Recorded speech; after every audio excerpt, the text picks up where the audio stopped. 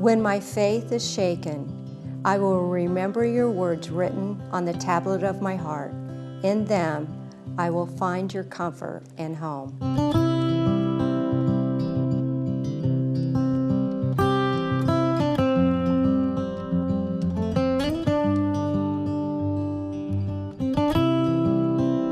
Mega hit songwriter, performer, and 2020 Songwriter Hall of Fame nominee, Kent Blazy, is truly one of the most sought-after country music writers of all times.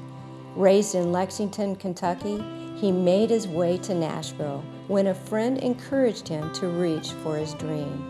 Little did he know that his songs performed by such talents like Garth Brooks, Diamond Rio, Patty Loveless, and many more would touch lives around the world with #1 hits such as If Tomorrow Never Comes.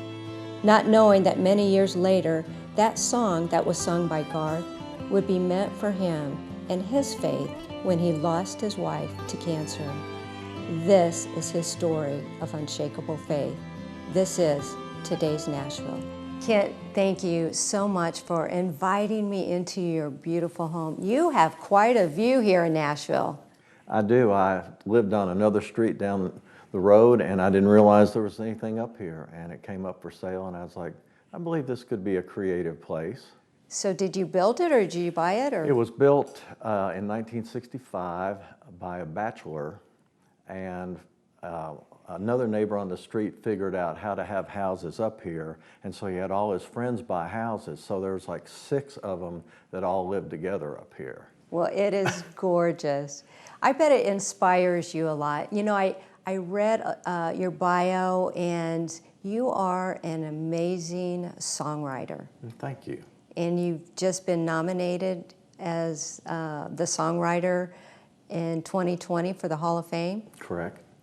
So congratulations for that. Thank you. It's amazing, and there's going to be a double ceremony for last year because of COVID, and this year, November 1st. So, well, take me back and tell me where it all started, and let's talk about songwriting, because we talked earlier, and you know, a lot of people think that most of the music artists, they write their own songs and produce them, but it really doesn't work that way, does it? Sometimes it does, sometimes it doesn't, but Nashville is known as the songwriter community around the world, and there's more artists that record outside material here than anywhere else. Most of the pop people write their own songs, and it's getting that way more in country, but it's still a great song will find its way to an artist, and that's what it's always about. Take me through your journey. You were born in... I was born in Woodstock, New York, before it was Woodstock, New York. But the great thing about that was it was an artistic community already. It had the Hudson Valley painters kind of came from there. Artists and actors would come up from New York City to do the Playhouse there. And so as a little kid, I would go to somebody's house and they'd be working on a huge painting, and they'd say, well, this is something I'm trying to finish. Or I'd meet an author and he'd say, this is a book I wrote, let me autograph it for you. And to me, that's where the first inspiration came from of, man, these people are doing what they love and they're making a living. And my dad worked for IBM, and he always told me, go do what you love, don't do what I had to do. And so those two things together kind of set the seed that you could be creative and make a living at it. And then we moved to Lexington, Kentucky, because IBM used to stand for I've been moved. And so we moved down to the southern city from New York, and that was a big change. But that way I kind of started hearing country music and bluegrass music and all that kind of thing that I probably wouldn't have heard up there. And so I'm a melting pot of what I learned up there and what I learned in Kentucky. And I ended up getting a guitar. I had already been writing poetry and had some stuff published like in high school yearbooks and whatever else it was. And so the minute I got a guitar, it's like, well, okay, I'm going to start putting my own words to music. Mm-hmm. And just started and kept going. And Kentucky was not too far away from Nashville, so I would come down here and pitch my songs. And through these little things, I call them God winks, I guess, where one little thing leads to another little thing that leads to another little thing. And so I just had different people telling me I needed to move to Nashville, Tennessee. So when did you get to Nashville? 1980. 1980. And like everybody else, like we were talking about, no money in your pocket, just a lot of big dreams. And you get here and you kind of start trying to find your way. And Is that what happened to you? that's what happened to me. And I knew two people when I moved to town. One was in the music business and one wasn't. And I started knocking on doors and trying to meet people. And I met a guy who needed a tape copy guy. And back then, it was all reel to reel. So the tape copy person had to splice the tapes of the songs that they were going to pitch to the artist. So that's what I did. And then he found out I played guitar. And so he started using me on recording sessions, and then he said, well, maybe we ought to write a song together. So we started writing songs together, and he and I had my first top 5 record with a song called Headed for a Heartache. And it kind of took off from there. Wow. And so what happened after that? It was one of those things that, so I came to town, and I told my wife, it's probably going to take 4 years. It's kind of like going to college. You're going to have to meet people. You're going to have to build up your resume. And so I got lucky, and in 2 years, I had a top 5 record with Headed for a Heartache. And about the same time, I got 6 or 7 other songs recorded, like in a 2-week period. And I thought, this is really easy. Why didn't I come earlier? But then I kind of went through a spell where country music was going through this switch from urban cowboy to the Randy Travis country, Alabama. And so things were changing. And so I was writing for some different companies, getting cuts, but not big singles or anything. So I started a recording studio because I could play a lot of instruments. And so I started doing demos for other writers and doing my own demos. And that's how I started meeting all these people that would become famous artists, because they all wanted to sing demos. Because in Nashville back in the 80s, there wasn't any Instagrams and Facebooks and all the things that artists have to do these days. It was just kind of word of mouth. And so in my demo studio, I was using people like Billy Dean at Faith Hill and Trisha Yearwood and Martina McBride, and none of them could get record deals. That's amazing. And so that's how I met Garth, because he was cleaning churches and selling boots. And he thought, well, maybe I could make more money singing demos than cleaning churches and selling boots. And so he came over and he played me a cassette. You don't remember cassettes. I do remember cassettes. And I said, yeah, I'll start using you on some demos. And so that's how we met. We became friends. And at the time, you know, he didn't have a record deal. He didn't have really anything going on. But when he was leaving that very first day, his manager who came with him, Bob Doyle, said, well, Garth writes a little bit too. So we set up a time to write, and we wrote, the first song together was If Tomorrow Never Comes. And we pitched it around town for about a year, and we pitched Garth around town for about a year, and people said, nobody's gonna sign a guy named Garth. You know, can you hear a DJ saying, that's Garth? No, he's not gonna get a record deal. Nobody wanted our song. And so one night he got to sing one song at the Bluebird Cafe. Somebody from Capitol Records was in the audience to hear somebody else, and when they heard Garth do that song, they said, I know we passed on you for the 3rd time this week, but maybe we missed something, come back in. So he got his record deal, and If Tomorrow Never Comes ended up being his 2nd single and his first #1. So that's the magic and miracles of Nashville. And I've seen it so many times with so many people. And there's no guarantee just because you're amazing as a singer or a songwriter that anything's going to happen. It takes a whole lot of other variables to go into it. So it's an interesting business.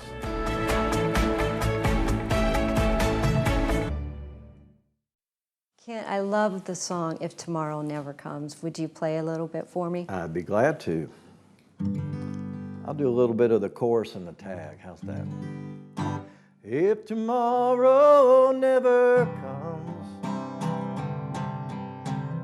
I wish you know how much I loved her, and did I try in every way to show her every day that she's my only one. And if my time on earth were through,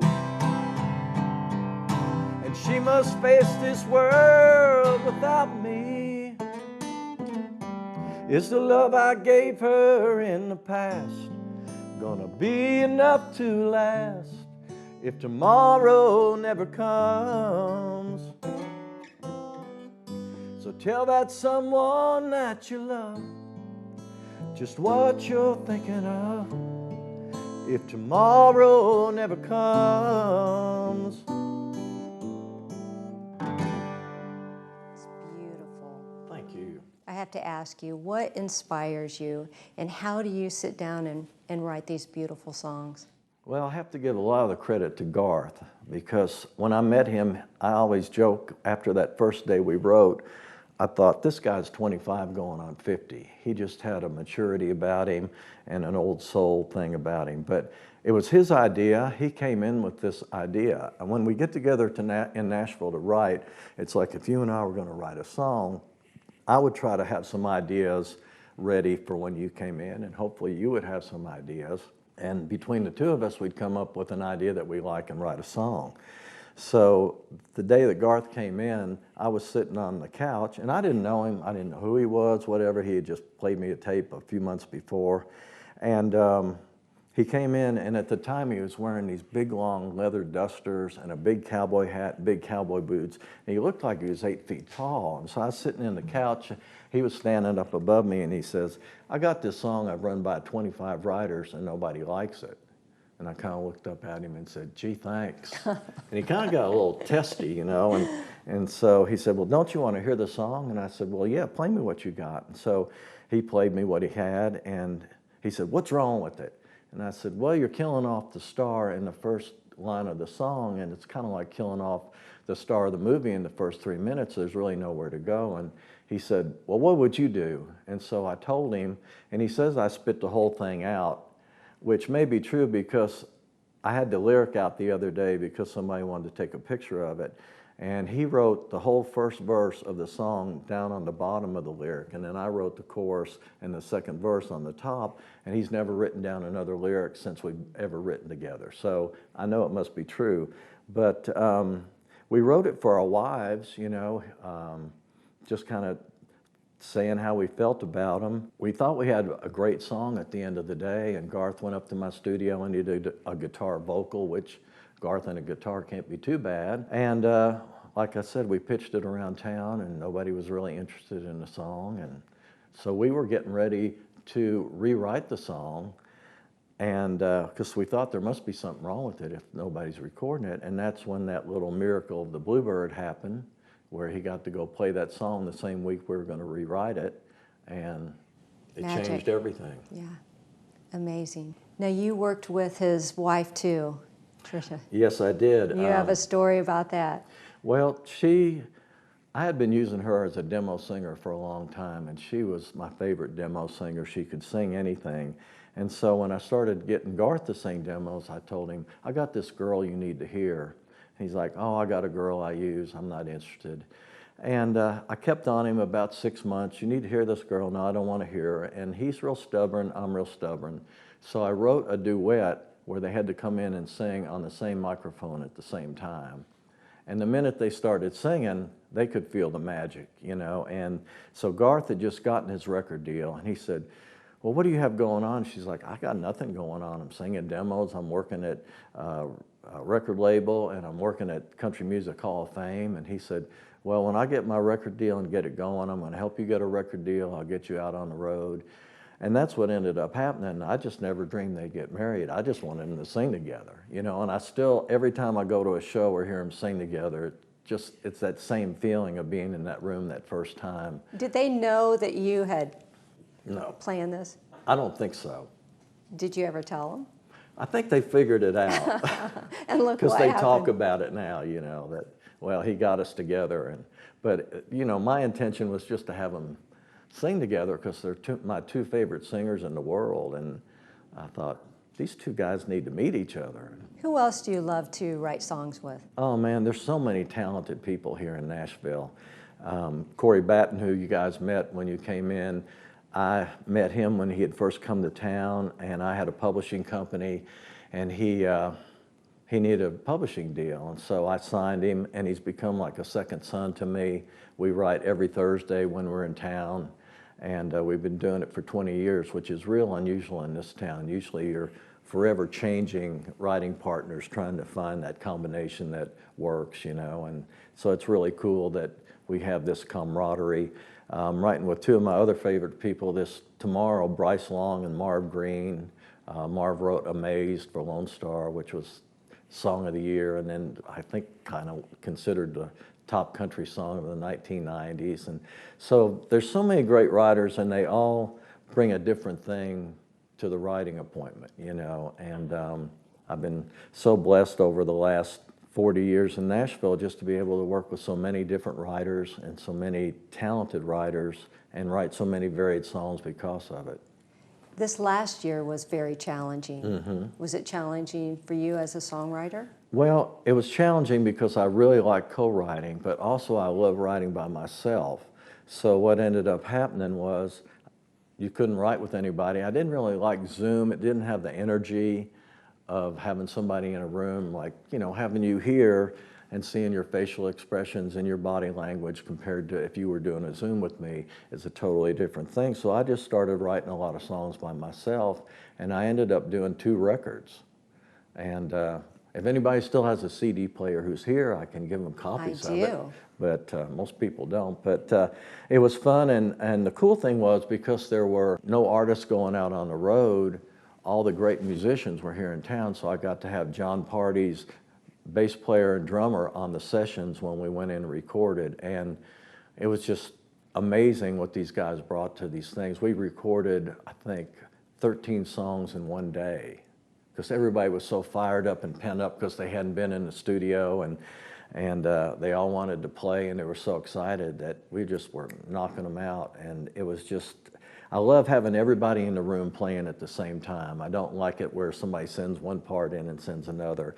And it just creates a magic that's not there any other way. And the funny thing was, we recorded it at Sound Emporium, and they were really strict on everything. You had to wear masks, you had to clean your hands all the time, stay 6 feet apart. So I almost called the album Six Masked Men, but I called it Authentic instead. But I'll get you guys copies later on. But that was the thing that got me through it, was aiming to do some records and writing songs by myself. It gave me a time frame of where I wasn't really dwelling on all the bad stuff that seemed to be going on in the world. I was still creating and pushing forward.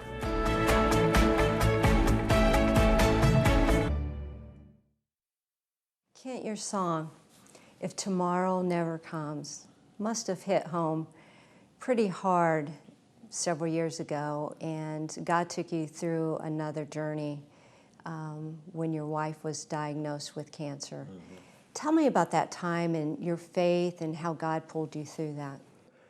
I don't know exactly how to put this, but we both have a lot of faith, and we really approached her death differently than a lot of people did. A lot of people would come to the house and go, "It's so peaceful here." But I think it was because we knew, you know, there's something more out there. There's a way bigger world waiting, and that made it easier. You know, there was no fear involved, no anger. It was pretty amazing, and it was funny that, you know, If Tomorrow Never Comes kind of predicted. And I've had other songs that do that. It's kind of wild sometimes. Wow, I wrote that song 10 years ago, but it just now happened. And it's kind of spooky in a way, but kind of cool. Well, that's what I thought when I learned more about your past and your history and your songs, and I thought, wow, it must have just been, you know, God when you wrote that song and then, you know, you lost your wife. Yeah, it's like the inspiration that flows through all the time is what gets me through everything. You know, it's like songwriting is my outlet to tell people what my faith is, and my target has always been to write songs that uplift people and make them appreciate what they have, be in gratitude for the life they have. And so that's been my target from the minute I started writing songs, is to reach people and make them really appreciate this beautiful life that we have and this beautiful world that we have. If a songwriter is listening right now, what would you say to them about songwriting, getting into this career? Well, the big thing that I would say is be yourself, because nobody else can be you. And so much of the time when you come to this town, they say, well, you have to kind of write like this, or you have to be like this. And I've seen Corey go through it, you know, where he's the most amazing piano player and guitar player, but we've gone through this phase of bro country, and he was trying to write bro country, and he's not a bro country writer. And all the time I'd be saying, be yourself, just be yourself. Nobody can do what you do. I mean, when you come to town, I went through the same thing. You want to learn from everybody you can, and everybody's got a different way of approaching writing and approaching how they play guitar and sing and all that. But if you just keep being yourself, what made you come to town to begin with is who you are.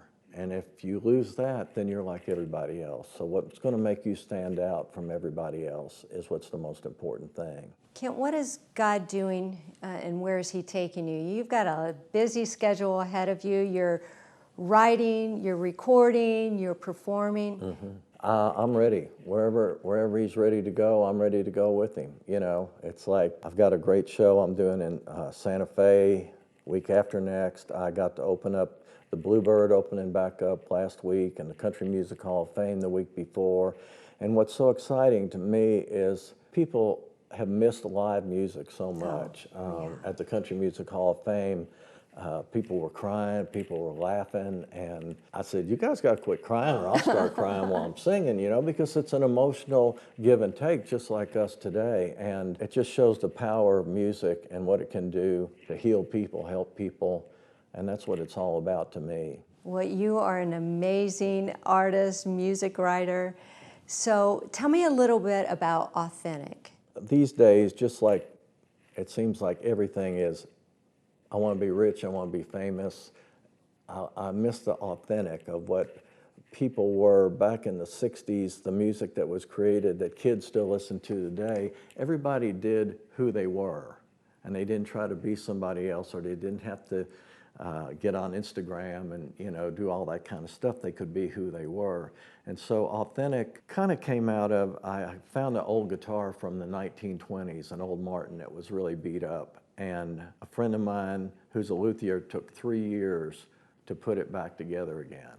And so this is somebody who works with their hands. It was built, there were only 40 of them built that year. Now Martin builds 40 of them in an hour. And so to me, that kind of started the authentic thing of what's real, what really moves people. Take God, for example. It's like, no matter what happens, it is what it is. And that's what authentic is to me. You know, you can't fabricate things. You can turn out things really fast, but are they real? Are they made well? And we need that today. We need that today. Things burn out so fast, you know. I had a guy come on over here working on my refrigerator, and it's like 30-something years old, and he said, back then they made them different. Now they all have these little things that if the electricity goes out, it blows everything up. And that's because they want it to be replaced quickly. So it's not, I've got a refrigerator out in the garage that's 70 years old that never goes out. You know, it's authentic. It was built real. And so that's what the whole album was about. And the one song on there was a song called Faith Stronger Than Fear. And it was written when the Oklahoma bombing happened.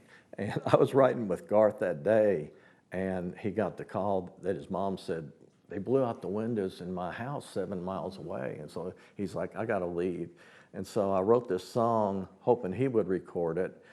But it's just, no matter what happens, you gotta have that faith that's stronger than fear, because that's what keeps you going when everything looks like it's at its worst. It's like, I'm going to keep going. What else choice do you have? So many people give up, but you know, you just got to have that faith that things are going to be better. And I'm living proof of that after what I went through with my wife, you know. Ken, I just want to thank you so much for sharing your heart, your faith, and I know God is going to do amazing things through your life. He already has. Thank you. And you're amazing too. Well, thank you. My friend, if tomorrow doesn't come, I want you to know today that Jesus died for your sins to give you eternal life. He wants that relationship with you. Trust Him so that you can share your faith with others that will give Him honor and glory. This is today's Nashville. This is faith.